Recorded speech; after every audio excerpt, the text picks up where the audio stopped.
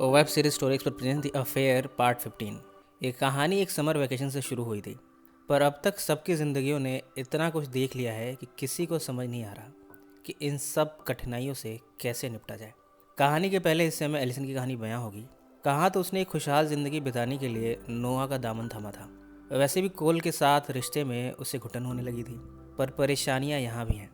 नोआ ने उससे कह दिया है, जब तक ये केस चल रहा है तुम यवोन वाले घर में रहो, मैं बच्चों के साथ शहर में घर ले लेता हूँ और जैसे ही बच्चों की फुल कस्टडी मुझे मिल जाएगी मैं तुम्हें बुला लूँगा। उस समय एलिसन ने साफ साफ इनकार कर दिया था, पर उसे भी नहीं पता कि आगे वो क्या करने वाली है। इन सब में वो नोआ के साथ हमेशा खड़ी रहती है, उससे अपना प्यार बखूबी निभाती है। सुबह उठ के उसने सबसे पहले उसे ही फ़ोन किया, नोआ से मार्टिन का हाल लिया और फिर उसने घड़ी देखी। उसे याद आया कि यवोन को कॉफ़ी देने का टाइम हो गया है। वो दौड़ती हुई पहुंची, उसके लिए कॉफ़ी दी। यवोन यहाँ नोआ की लिखी किताब डिसेंट को ही पढ़ रही है। वो नोआ को इसके एंड के बारे में ज़रूरी सुझाव देने वाली है। उसने यवोन के पर्सनल असिस्टेंट के तौर पर उसके सारे कामों को किया, दिन में करने वाले कामों की लिस्ट बनाई और फिर यहाँ से चली गई। इसके बाद वो रॉबर्ट को एक्सरसाइज कराने लगी। बातों बातों में रॉबर्ट ने नोआ के बारे में, उसकी फीलिंग्स के बारे में पूछा। वो जानना चाहता है कि आखिर नोआ में ऐसा क्या था कि उसने इतना बड़ा स्टेप ले लिया। एलिसन ने इसका जवाब दिया, कुछ भी प्लान नहीं था। जब उसने पहली बार छुआ तो मैं तभी इस बात का एहसास कर बैठी थी कि इस इंसान का मेरे जीवन में कोई इम्पोर्टेंट रोल रहने वाला है। उससे मिलकर मैंने फिर से जीना शुरू कर दिया, वरना पहले तो मैं मुर्दों के जैसा जीती थी। रॉबर्ट ये सब सुनकर बड़ा खुश हुआ। उसने कहा, प्यार ऐसा ही होता है, जब आता है तब बहुत कुछ बदल देता है। मैं कामना करता हूँ कि तुम्हारी ज़िंदगी इसी प्यार से भरी रहे। उसने पूछा भी, तुम्हें ऐसा तो नहीं लगता कि हम तुमसे नौकरों जैसा काम ले रहे हैं? अगर ऐसा लगे तो तुम मुझे बता सकती हो। एलिसन ने इस बात से इनकार किया। इसके बाद एलिसन बाकी के कामों को पूरा करने में मशगूल होगी। वो इन कामों को साइकिल से दौड़ती हुई कर लेती है। उसकी एफिशिएंसी देखते ही बनती है। उसे किसी भी चीज़ से कोई शिकायत नहीं। जो काम आगे आ जाता है उसे कर देती है। कभी अपने अंदर ऐसी भावना नहीं आने देती कि ये काम उसके लायक नहीं है। बाज़ार से सब्जियां लाना, फूल लाना, घर के बाकी सामान लाना, ये सब करने में भी उसे कोई एतराज़ नहीं। बाद में जब यवोन के बच्चे आए तब उसने उनको भी टेबल पर बिठाकर खाना खिलाया। इन सब के करने के बाद भी प्रॉब्लम आ गई है। जब एलिसन अकेले में थी तब रॉबर्ट यहाँ आया और कहा, अब ह्यूगो जो कि यवोन के काम को ज़्यादा पेशेवर तरीके से करता है वो आ रहा है। अब हम तुम्हें और कष्ट नहीं दे सकते। एलिसन ने कहा, पर मैं भी तो सारे काम पूरे पेशेवर तरीके से कर रही हूँ, मुझसे कोई गलती हो गई क्या? रॉबर्ट ने कहा, ऐसी कोई बात नहीं है, बस अब हमें तुम्हारी ज़रूरत नहीं है। तुम अब अपना ख्याल रखना और हाँ, नोआ से कहना कि हमारे टच में रहे। ये सब सुनकर एलिसन के सामने नई मुश्किल आ गई है। नौकरी तो जा ही रही है, शायद अब वो घर भी जो यवोन ने रहने के लिए दिया था वो भी छिन जाए। उसने सोचा क्यों ना एक बार यवोन से माफ़ी मांग ली जाए, अगर उससे कोई गलती हो ही गई हो। वो उससे माफ़ी मांगने पहुंची, पर उसके कमरे में, जिसे उसने ऑफिस जैसा बना रखा है, वहाँ कोई नहीं था।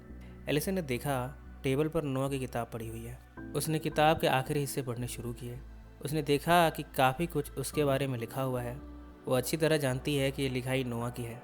नोआ ने उसके बारे में मेंशन करते हुए उसके होठों, बालों, गालों, इन सब के बारे में जिक्र किया है और काफ़ी सारे अश्लील शब्द भी इस्तेमाल किए गए हैं। अब वो इंसल्टेड सी फील कर रही है। उसने गुस्से में यहाँ की सारी किताबें इधर उधर बिखेर दी। नोआ को वॉइस मेल सेंड किया और अपना सामान समेट कर उसने अपने आप को शीशे में देखा। खुद को करीब से देखकर वो रोने लगी। वो खुद से ही पूछ रही है, क्या मैं इन्हीं सब के लायक हूँ? इसके बाद पहुंची हेलन के घर वो नोआ से मिलने।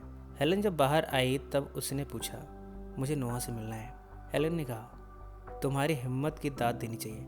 अब तुम मेरे घर भी चली आई, अब क्या मेरा घर भी हड़पोगी? एलिसन ने कहा, मैं वैसी औरत नहीं हूँ जैसी तुम समझती हो। मैंने तुम्हारा पति नहीं छीना, मैंने किसी को नहीं फंसाया। वो सब एक संयोग था जो हो गया। मैं शर्मिंदा भी हूँ इन सब के लिए।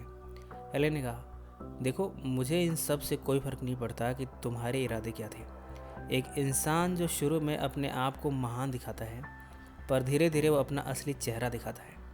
अपने सारे फेलियर्स का कसूरवार वो मुझे ठहराता है और फिर बच्चों के साथ मुझे छोड़कर चला जाता है। अब उसकी माशूका मुझसे माफ़ी मांगने आई है, अब तुम जा सकती हो। एलिसन यहाँ से दुखी चेहरा लिए चली गई। इस समय उसे नोआ का साथ चाहिए। जब भी नोआ को ज़रूरत होती है वो उसके साथ खड़ी दिखती है, पर अब उसे इन हालातों में उससे बहुत कुछ बताना है। पर वो फ़ोन पर भी अवेलेबल नहीं है और हेलेन के यहाँ भी नहीं है। उसने चलती बस में इन सब हालातों के बारे में बहुत कुछ सोचा। अपनी अंगूठी जो नोआ ने उसे दी थी उसे उतार कर बैग में रख दिया। इसके बाद वो पहुंची है मॉन्टॉक, और अब कहानी का दूसरा हिस्सा जिसमें कोल की कहानी बयां होगी। वो अब टैक्सी चलाकर अपना गुजारा कर लेता है। जब उसने अपना बच्चा खोया तब खुद के साथ साथ उसने एलिसन को भी संभाला था, यहाँ तक कि इसका इल्ज़ाम भी कई बार खुद पर ही ले लिया था। पर यह सब भी कम पड़ा था एलिसन के लिए। उसकी लाख कोशिशों के बावजूद एलिसन उसे छोड़कर नोआ के पास चली गई। अब उसने भी इन सब से मूव ऑन कर लिया है। उसने दोस्ती बढ़ा ली है टोरी से। आज वो टोरी के घर पहुंचा जब टोरी के सिवा कोई नहीं था। यहाँ जब दोनों इंटीमेट हो रहे थे तब टोरी का हस्बैंड यहाँ आ गया। उसने कोल को मारते हुए यहाँ से खदेड़ा। कोल यहाँ से भागा भागा घर पहुँचा। यहाँ उसने देखा कि उसका घर भी खरीदने वाले रियल एस्टेट के कुछ लोग आए हुए हैं। वो ये सब देखकर अचंभित हुआ, पर उस रियल एस्टेट एजेंट ने ये बताया कि उन्हें यहाँ स्कॉटी ने बुलाया है। तब उसे सब समझ आ गया। पहले तो उसने इस रियल एस्टेट एजेंट को यहाँ से जाने को कहा। इसके बाद वो पहुँचा गुस्से में स्कॉटी लॉकहार्ट के पास। स्कॉटी ने बताया ऑस्कर ने जो प्रोजेक्ट शुरू किया था वो नहीं चल रहा, उसके पास पैसों का बंदोबस्त नहीं हो पा रहा। मैं सोच रहा हूँ कि उस प्रॉपर्टी पर मैं नाइट क्लब बनाऊँ। कोल ने कहा स्कॉटी, तुम अपनी औकात भूल रहे हो। ये मत भूलो कि तुम खुद एक फिशिंग बोट में रहते हो और तुम ये पैसे लाओगे कहाँ से। स्कॉटी का जवाब था इसके लिए उस घर को बेचने की सारी प्लानिंग कर ली है।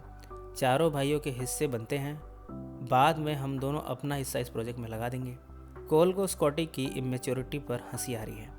तभी उसने देखा कि उसके फिशिंग बोट से एक लड़की निकली है। इसका नाम लुइजा है। वो यहाँ से चला गया और वो भी हंसता हुआ। उसे स्कॉटी के बालकपन पर बहुत हंसी आ रही है। उसने दूर से खड़े होकर देखा कि लुइजा भी उससे नाराज़ होकर जा रही है। हुआ कुछ यूँ कि उसके सामने ही कोल किसी कस्टमर को ड्रग बेच रहा था।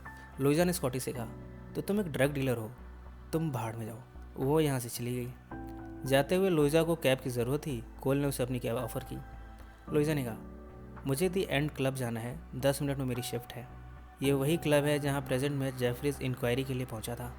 यहाँ बातों बातों में लुइजा ने बताया मैं दी एंड क्लब में काम करती हूँ और स्कॉटी वहाँ मैनेजर है। इस तरह वो मेरा बॉस भी है। मुझे नहीं पता कि वो ड्रग में भी डील करता है। अब मैं उसके साथ नहीं रहने वाली।